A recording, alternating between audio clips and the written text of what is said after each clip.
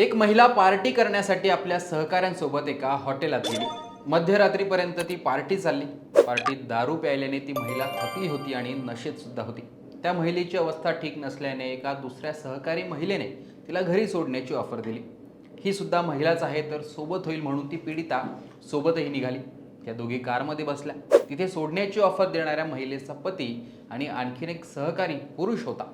साहजिकच आहे, पती पत्नी सोबत आहे तर पीडितेला संशय यायचं काही कारणच नव्हतं। पण ती जेव्हा दुसऱ्या दिवशी नशेतून उठली तेव्हा ती हादरली होती। सगळं काही धक्कादायक घडलेलं होतं। अंगावरचे कपडे, दागिने आणि जखमा पाहून काहीतरी भलतंच घडले हे तिला जाणवत होतं। महिलांनी महिलांवरच विश्वास ठेवावा की नाही अशी काळीमा फासणारी ही गोष्ट घडलेली होती। पीडितेला आठवलं की तिला ज्या कारमध्ये सोडण्यासाठी बसवलेलं होतं त्यात डॅश कॅमेरा बसवलेला होता। तो पाहिला असता एक भयानक गोष्ट समोर आली। ही घटना घडली उदयपूरमध्ये। 20 डिसेंबर रोजी शोभागपूर येथील एका हॉटेलमध्ये कंपनीच्या सीईओचा वाढदिवस आणि नवीन वर्षांची पार्टी आयोजित करण्यात आली होती। पीडिता रात्री 9 वाजताच्या सुमारास त्या पार्टीत पोहोचली। हा कार्यक्रम उशिरापर्यंत चालला आणि रात्री 1:30च्या सुमारास पार्टी संपली। या दरम्यान पीडितेची तब्येत बिघडली आणि तिला घरी जायचं होतं। काही लोक तिला घरी सोडण्याच्या तयारीत असतानाच कंपनीच्या महिला एक्झिक्युटिव्ह हेडने त्या महिलेला घरी सोडण्याचा प्रस्ताव देत आफ्टर पार्टीचा प्रस्ताव सुद्धा ठेवला। त्यानंतर पीडितेला कारमध्ये बसवण्यात आलं। कारमध्ये आधीच महिला एक्झिक्युटिव्ह हेडचा पती आणि कंपनीचा सीईओ दोघे उपस्थित होते आणि त्यांच्याकडून तिला घरी सोडलं जाईल असं सांगण्यात आलं। त्यानंतर ती एका ठिकाणी थांबली, काही सामान घेतलं आणि काही वेळातच तिची प्रकृती खालावली आणि ती पीडिता बेशुद्ध झाली। पीडितेच्या म्हणण्यानुसार त्यानंतर काय घडलं हे तिला स्पष्टपणे आठवत नाही। जेव्हा तिला थोडी शुद्ध आली तेव्हा कोणीतरी छेडछाड करत असल्याचं तिला जाणवलं। तिने विरोध करण्याचा प्रयत्न केला होता पण त्यांनी तिचं काहीच ऐकलं नाही।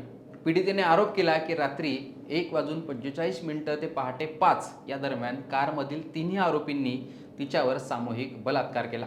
पहाटेच्या सुमारास तिला तिच्या घराजवळ सोडून आरोपी पसार झाले। ती कशीबशी घरी पोहोचली आणि शुद्धीवर आल्यानंतर तिला शरीरावरील जखमा दिसल्या, वेदना जाणवल्या आणि तिचे कपडे आणि दागिने गायब असल्याचं देखील समजलं। पीडितेने या घटनेचे पुरावे शोधण्याचा प्रयत्न केला तेव्हा तिला आठवलं की ज्या कारमध्ये तिला नेण्यात आलं होतं त्यात डॅश कॅमेरा बसवलेला होता। तिने डॅश कॅमचे ऑडिओ व्हिडिओ रेकॉर्डिंग तपासले। त्यात झालेलं बोलणं आणि ओरडण्याचा आवाज ऐकू देखील आला। या रेकॉर्डिंगमुळे तिला संशय होता, त्या संशयाची पुष्टी मिळाली आणि हाच पुरावा तपासात अत्यंत महत्त्वाचा ठरला। त्या महिलेने 23 डिसेंबरला याबाबत तक्रार दिली। त्यानंतर उदयपूर पोलिसांनी या प्रकरणी वेगाने तपासाची चक्र फिरवली।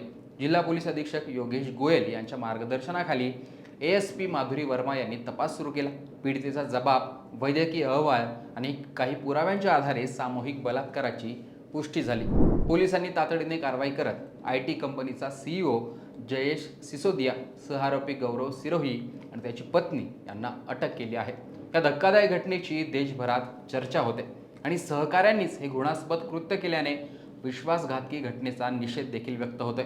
एक महिला जी आपल्या पतीसोबत प्रवास करते आणि दुसऱ्या सहकारी महिलेला मदतीसाठी कारमध्ये घेते, त्या महिलेसमोरच तिचा पती अत्याचार करू शकतो हे ऐकूनच अनेकांनी संताप व्यक्त केला। एकूणच ही घडलेली दुर्दैवी धक्कादायक घटना याविषयी तुमचं मत कमेंट बॉक्समध्ये सांगा। लोकमतचा यूट्यूब चॅनल सबस्क्राईब करा।